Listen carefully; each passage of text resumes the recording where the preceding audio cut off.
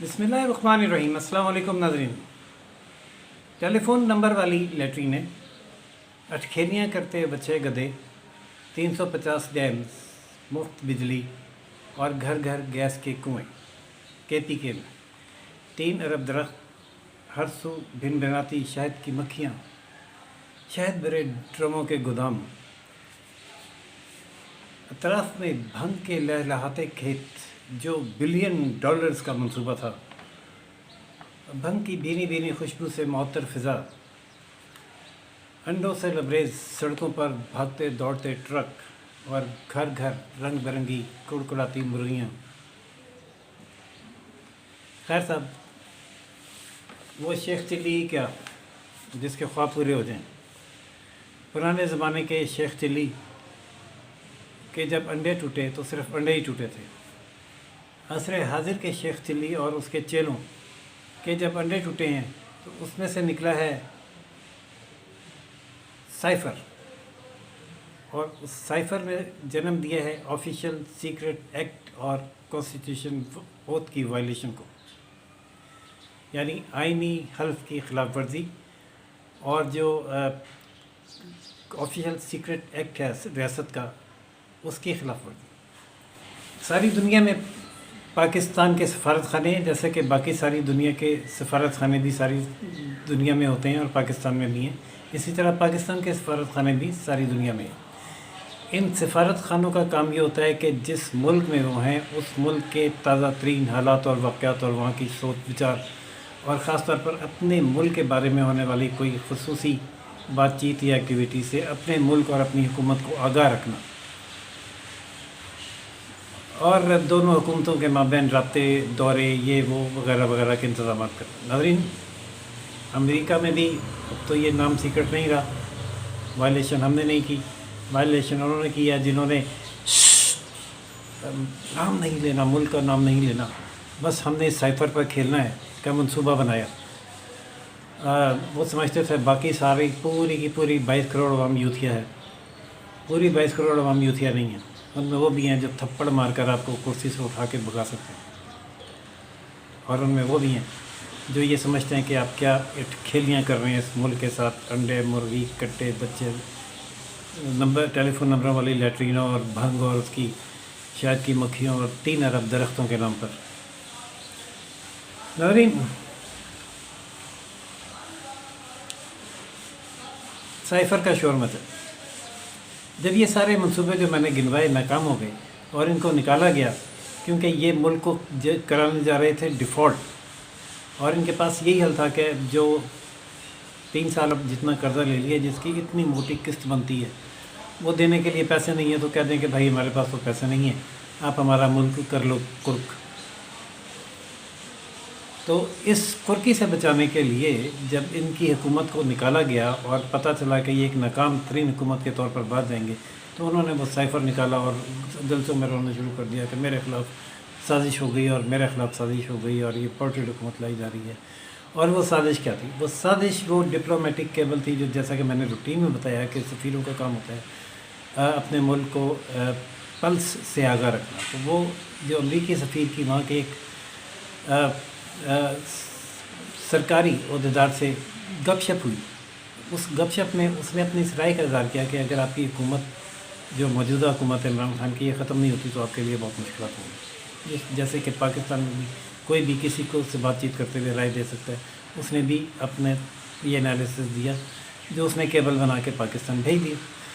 اب جب foreign office کو ملا تو انہوں نے سوچا کہ ضروری ہے کہ اس سے وزیر اعظم کو آگاہ کیا جائے، کیونکہ حکومت ان کی تھی، وزیر خارجہ ان کا تھا، بیوروکریسی ان کی تھی۔ وزیر اعظم صاحب نے کیا کیا، اپنی حرکات تو درست کرنے سے رہے، وہ اس میں صلاحیت ہی نہیں تھی، اور انہوں نے کہا کہ چلو اس خط کو جو ہے نا وہ سازش بنا کے پیش کرتے ہیں، پولیٹیکلی یوز کرتے ہیں۔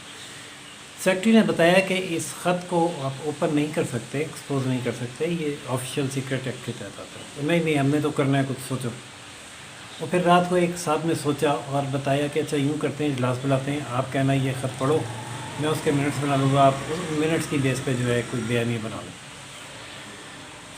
لیکن ناظرین، اب اس میں سوال یہ ہے کہ وہ بیانیہ اور وہ منٹس بھی اس سائفر کی بیس پہ ہی بنے نا، جس میں بہرحال منٹ کی صورت میں صحیح، لیکن وہ کانٹینٹ جو اس سائفر میں تھا وہ پبلک ہوا، اور صرف پبلک نہیں ہوا اس کو، بلکہ ایک اپنا ایسا پولیٹیکل ایشو بنایا جس میں اپنی ساری 3 سال کی نااہلی، ملک کی تباہی، معیشت کی تباہی اور ملک کا ڈیفالٹ کی طرف جانا، مہنگائی کی اسمان کی طرف جانا، سب کچھ دفن کر دیا گیا۔ اور جو ہمارے جاہل ایک طبقہ ہے جو بیانیوں کے پیچھے چلتا ہے اور بیانوں کے پیچھے لگ کے لیڈر کے پیچھے چل پڑتا ہے، جیسے بالکل اسی طرح جیسے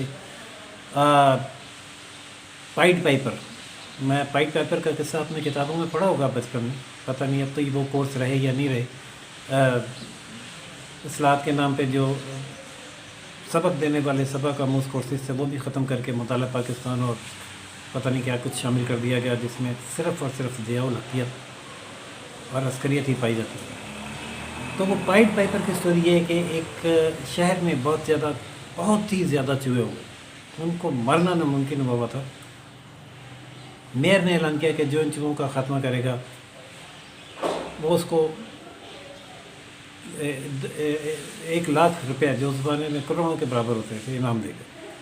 ایک پائٹ پائپر تھا، یعنی بانسری بجانے والا، اس کی سر اتنی مدھم تھی اور وہ اس کو کمال حاصل تھا کہ ایسی مختلف سریں بناتا تھا کہ جس پہ ہر سر پہ کوئی ایک اسپیشی، جیسے پرندے پیچھے اس سر کے پیچھے لگ جانا اور جانوروں کو اس کے پیچھے چل پڑنا، انسانوں کو اس کے پیچھے چل پڑنا۔ تو اس نے ایک سر دھن بجائی جس کو سن کر سارے چوہے شہر کے اس دھن کے پیچھے اس کے پیچھے چلے، اور وہ دھن بجاتا ایک نہر میں اتر گیا اور سارے چوہے بھی نہر میں گر کے مر گئے۔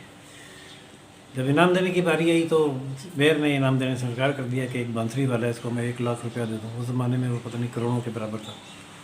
انہوں نے اس کو تھوڑے بہت پیسے دے کے چلتا کیا۔ اس کو بڑا غصہ چڑھا، اس نے کہا اچھا پھر اس نے ایک اور دھن بنائی اور اس دھن کے پیچھے ان کے کھیلتے ہوئے بچوں کو لگا کے ان کو بھی لے جا کے نہر میں ڈبو دیا۔ تو اس طرح سے اس کے یہ دھن کے پیچھے لگنے والے جو پی ٹی آئی کے سپورٹر ہیں، ان کو عرفیہ میں معذرت چاہتا ہوں یہ لفظ یوز کرنے میں، یوتیا کہا جاتا ہے، وہ اس کے پیچھے لگے اور انہوں نے بڑے اس کو ہمدردی پیدا ہو گئی کہ جناب بڑا ظلم ہو گیا، امپورٹڈ حکومت آ گئی ہے، امپورٹڈ حکومت نامنظور۔ امریکہ مخالف نعرے بھی لگانے شروع کیے۔ تو جب امریکہ مخالف نعرے لگتے تھے تو بھائی صاحب کی حالت غیر ہوتی تھی، نعرے نہ لگاؤ، ان کو روکو، نعرے لگانے سے روکو، نعرے لگوانے سے روک دیا جاتا تھا۔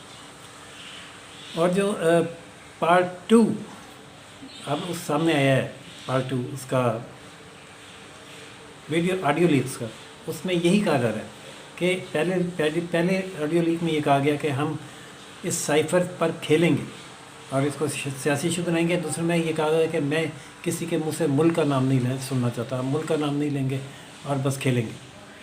تو بھائی کھیلو، تم وہی کھلاڑی، تم نے ماضی میں بھی کھیلا، تم نے ملک کے ساتھ کھیلا، معیشت کے ساتھ کھیلا، عوام کی جذبات کے ساتھ کھیلا، ان کی ملازمتوں کے ساتھ کھیلا، ان کے عورتوں کے ساتھ بھی کھیلتے رہے، ان کو بیچ وقت میں چاہتے رہے، اور ماضی بھی آپ کا یہی رہا، آپ نے کھیلا اور اس کھیل میں آپ نے ملک کی تباہی پھر کری۔ اب جب یہ حقیقت سامنے آئی ہے کہ آپ نے اس کھیل میں نہ صرف اپنے آئینی حلف کی خلاف ورزی کی ہے بلکہ آفیشیل سیکرٹ ایکٹ کی بھی خلاف ورزی کی ہے، تو حکومت سر جوڑ کر بیٹھ گئی ہے اور اب آپ کے خلاف ایک ٹھوس اقدام اٹھانے جا رہی ہے۔ آفیشیل سیکرٹ ایکٹ کے تحت بھی گرفتار کیا جا سکتا ہے اور حلف کی خلاف ورزی پر آئین کی خلاف ورزی کے تحت بھی گرفتار کیا جا سکتا ہے۔ اس کی سزا انتہائی سخت ہے۔ آئین کی خلاف ورزی کی سزا تو عمر قید اور موت بھی ہے۔ تو لیکن یہ طے ہو گیا کہ عمران خان اور اس کے 4 حوالی ان کو اب فکس کرنا ہے، کیونکہ جو اس نے ادھم مچا دی ہے سارے ملک میں،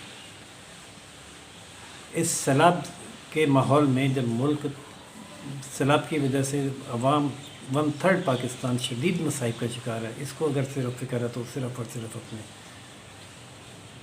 اقتدار کی، اور یہ جتنا کروڑہ روپیہ جلسوں پہ لگاتا پھر رہا ہے اس میں سے 1% بھی اس نے کسی سیلاب زدہ پہ نہیں لگایا، اور جو ٹیلی تھون نامی ڈرامے کی وہ رقم پتہ نہیں کب آئے گی یا نہیں آئے گی تو کہاں جائے گی اور کیسے خرچ ہوگی۔ ناظرین، ایک اور حالیہ شور مچا ہوا ہے ہائی کورٹ کے فیصلے کے بعد پھر سے مے فیئر فلیٹس کا، لندن فلیٹس کا، ان کے PTI वालों का वाहिद और सिर्फ मसला लंदन के फ्लैट्स हैं। लेकिन मैं आपको बताऊं, इनका मसला लंदन के फ्लैट्स भी नहीं है, इनका मसला करप्शन भी नहीं है। अगर इनका मसला करप्शन हो तो अपने 3 साल दौर में इसने हर करप्ट आदमी को पकड़ा होता है, चाहे उसमें ब्यूरोक्रेट होते या जनरल होते ना। इसने बल्कि पकड़े जाने वाले जनरल जिन्होंने करोड़ अरबों रुपए की पिज़्ज़ा फ्रेंचाइजीज बनाई हुई और जजीरे बनाए हुए, उनको उसने बयानतदार कह के घर जाने की इजाज़त दी। करप्शन का मसला नहीं है। करप्शन का ये शोर सिर्फ मचाते हैं और मंसूब करते हैं नून लीग से, ताकि वो नून लीग को मंदिर से हटा सके। लेकिन नून लीग मंदिर से हटने वाली नहीं है। जो नैब का ये कानून था कि चोर ये साबित करे वो बेगुनाह है, वो पूरी दुनिया के जो कानूनी असूल हैं और इंसाफ के तकाज़े उनके मुनाफी था, जिसको ख़त्म कर दिया गया। और तकाज़ा यही होता है कि जो इल्ज़ाम लगा रहा है वो साबित करे। अगर वो साबित नहीं कर सकता तो फिर मुल्ज़िम बरी, और वो मुल्ज़िम बरी हुए। फ्लैट उनके थे या नहीं थे, कैसे ख़रीदे या नहीं ख़रीदे, ये उनका जिनके हैं फ्लैट्स उनकी ज़िम्मेदारी है कि वो बयान करें, और वो कर भी चुके हैं। जो जद्दी पुश्ती कारोबारी हैं वो तो उनके तो फ्लैट नहीं हो सकते, लेकिन जो सारी ज़िंदगी क्रिकेट खेलता रहा, नशा करता रहा, जिसका कोई नॉन सोर्स ऑफ इनकम नहीं है, उसके फ्लैट भी लंदन में भी हो सकते हैं, उसका ऑफशोर कंपनी भी हो सकती है, उसका ज़मान पार्क में घर भी हो सकता है, उसका 300 कनाल का इस्लामाबाद में भी घर हो सकता है, और उसके अकाउंट्स जो हैं वो लाखों से करोड़ों में भी 3 साल के अंदर जा सकते हैं। उनको पूछने वाला ना तो कोई है और ना वो कोई करप्शन है, और उसका नाम है इमरान खान। तो नाज़रीन, अगर इंसाफ होना है तो फिर सबके ख़िलाफ़ हो, वरना जैसे ज़राए अपने इन तमाम असासों के इमरान खान ने बताए, नून लीग भी बता चुकी है। अब बात आगे बढ़ चुकी है, उनमें फिर फ्लैट से ज़्यादा जो अवाम का मसला है वो उसकी भूख, उसकी महंगाई, उसकी बेरोज़गारी और आटा और पेट्रोल उसकी दस्तर से बाहर हो गए। अब नून लीग आ गई है जो इन चीज़ों को कंट्रोल करके अब वापस अवाम की दस्तर में लाएगी और कारोबार चलाएगी और मैशत को उठाएगी और गिरफ़्तार करेगी उन लोगों को जिन्होंने इस मुल्क और इसकी सलामती के साथ खिलवाड़ किया। जो भी सूरत हाल होगी उससे भी आपको आगाह करते रहेंगे। नाज़रीन, इंतज़ार कीजिए, जल्द इमरान खान की गिरफ़्तारी का ब्रेकिंग देंगे इंशाल्लाह जब वो गिरफ़्तार होगा। देखते रहिए रोशन Pakistan news. Channel like, subscribe और शेयर करना ना भूलिएगा। अल्लाह हाफ़िज़।